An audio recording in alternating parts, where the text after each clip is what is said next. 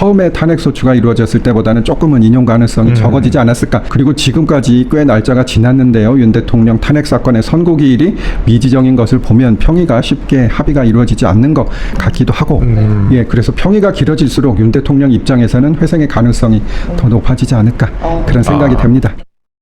헌법재판은 상당히 정치적인 성격이 있어. 제일 중요한 건 숫자예요. 예. 그러니까 결과적으로 6대2냐 인용, 5대3이냐 기각.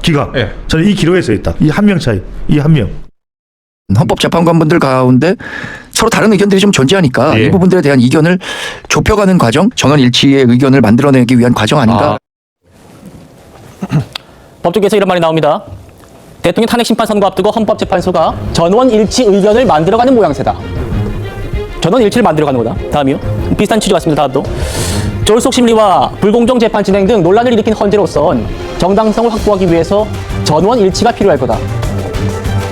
전직 헌법재판관 얘기는 이겁니다. 평의가 비교적 길어지는 건 재판관들의 의견이 쉽게 안 모아지고 있기 때문이다. 박 대변인. 예.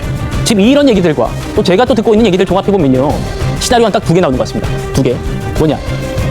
탄핵 인용에 필요한 6명을 못 채워가지고 지금 연기되고 있는 거다. 미뤄지고 있는 거다. 아니다. 방금 보신 것처럼 만장일치 8명을 못 채워가지고 미루는 거다. 6명을 못 채워서 미뤄진 것 같습니까? 아니면 8명을 못 채워서 미뤄진 것 같습니까?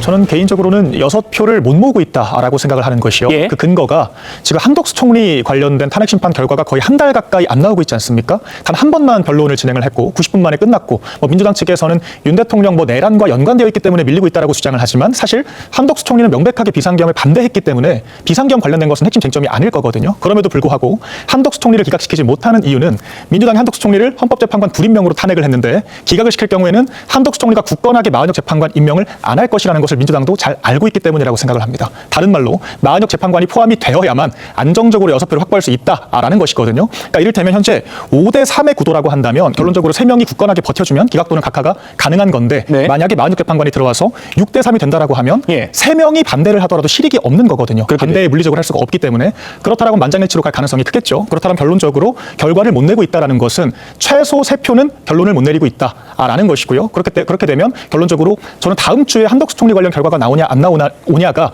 핵심적인 관건이라고 생각을 합니다. 결론적으로 헌법재판소가 이렇게 아무 이유 없이 선고를 미루는 것도 한계가 있다라고 생각을 하거든요. 그렇다라고 하면 한덕수 총리를 기각시킨다는 것은 마흔역 재판관 불임명을 받아들인다는 것이고 8인 체제에서 결론을 낸다라고 했을 때는 아까 이제 그 방송 싱크에서 나왔던 것처럼 윤 대통령에게 시간이 지나갈수록 더 회생 가능성이 높아진다는 것, 바로 이 지점에서 저는 그런 어떤 추론이 가능하다라고 생각을 합니다. 예. 민주당에도 물어보죠. 성춘 부장님. 예. 평의가 길어지는 것. 연기란 말씀에 동의하지 않는다니까요. 예. 평의가 길어진다는 표현을 쓰겠습니다. 예.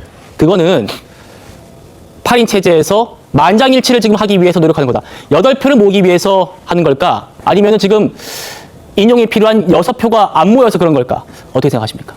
저는 8표는 이미 모였다고 생각을 하고요. 모였다. 그리고 지금 아까 윤기찬 변호사께서 말씀해 주신 것처럼 지금 헌재가 보자고 했던 5가지 쟁점들, 그중에 이견이 없는 것도 있고 이견이 있는 게 있을 수 있습니다. 근데 저는 이견이 아까 그 대통령이 정치인의 체포명령을 내린 부분과 그리고 계엄 해제를 막았느냐 이 부분에 대해서 저는 이 증거들이나 이런 증언들이 오염됐다고 생각하지 않습니다. 그렇기 때문에 그 부분도 저는 갈등이 없을 거라고 보는데, 다만 오염이 됐다고 윤석열 대통령 변호인 측에서 계속 주장을 하고 있기 때문에 그 부분에 대한 평론, 그 부분에 대한 결과를 어떻게 담을 것인가, 전 거기에 이견이 있을 수 있다고 생각합니다. 그렇기 때문에 탄핵을 할 것이냐 안 할 것이냐에 대해서는 저는 8명의 의견을 거의 다 모아졌을 것인데 그것 몇 명이나 6대3이냐 6대2냐 5대3 이게 아니라 그 내용을 어떻게 담을 것이냐, 거기에 대한 논의가 아직 이루어지고 있지 않기 때문에 그것이 논의가 길어지는 것이다 라는 생각이 들고요. 예. 그렇기 때문에 사실 이 말씀도 그냥 제 개인적 의견일 뿐입니다. 모두가 지금 똑같은 상황입니다. 모두가 그냥 본인들이 판단하는 기준 하에서, 왜냐하면 지금 제가 헌재가 잘하고 있다고 생각되는 것은 헌재 내부의 내용이 전혀 밖으로 유출되지 않고 있기 때문에, 그렇죠. 그런 보안을 철저하게 지키고 있는 건 정말 잘하고 있는 것이다. 그렇기 때문에 대신에 다 모든 지금 양 진영 모두 본인들의 희망도 좀 담고 본인들의 예측을 다 담아서 지금 각자의 의견만 얘기하고 있는 것이기 때문에 저는 이렇게 다른 의견들이 계속 나오면은 국민들은 혼란스러울 수밖에 없거든요. 그렇기 때문에 좀 헌재가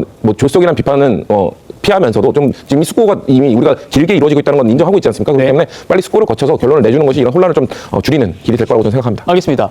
두 분께는 이거 보고 때 제가 여쭤보죠. 어제 헌법재판소가 최재감사원장과 검사 3명 탄핵 만장일치, 8명 만장일치로 기각했지 않습니까?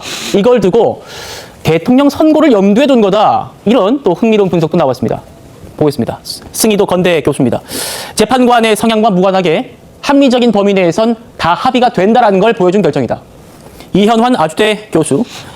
대통령 탄핵 심판과 법적으로는 별개입니다만 탄핵에 반대하는 사람들의 분노를 좀 누그러뜨리는 효과가 있을 수 있겠다. 차 교수님. 예. 어쨌든 어제 8대0, 8대0, 네. 8대0, 8대0. 네. 네 개 사건이 모두 8대0 나왔어요. 네. 자, 지금 우리가 지금 평의에서 8표가 못 모인 거냐, 6표가 못 모인 거냐 이 얘기를 하고 있는데 우리도 이렇게 만장일치를 할 수 있다는 걸 보여준 거다. 이런 분석이 어떻게 생각하십니까? 저는 뭐 상당히 좀 공감이 가는 그런 의견이 아닐까 하는 생각이 듭니다. 사실 뭐 각 재판관들 같은 경우는 지금 헌법재판관들 같은 경우 정당에서 추천하고 대통령이 또 이렇게 지명을 해서 임명하는 그리고 또 대법원장이 또 이 추천하는 그렇게 다 추천자가 다르고 그리고 또 하나는 정치적 성향이나 소신도 다르잖아요. 그렇다고 하더라도 이 중요한 이 대통령 내란과 관련된 이 사안의 엄중성을 봤을 때는 아마 법리대로 의견을 모으는데 그렇게 어렵지는 않을 거라는 생각이 듭니다. 어제 제가 어디 뭐 보도를 보니까 지난번 박근혜 대통령 탄핵 때 그때 헌법재판관으로 계셨던 분이 이런 이야기를 했다고 그래요. 이 당초부터 박근혜 대통령과 관련해서 8명, 당시에 그때 9명의 의견이 그렇게 처음부터 이론이 없었다는 거예요. 그럼에도 불구하고 우리가 알다시피 그때 이 판결이 언제 나왔냐면 14일 걸렸거든요.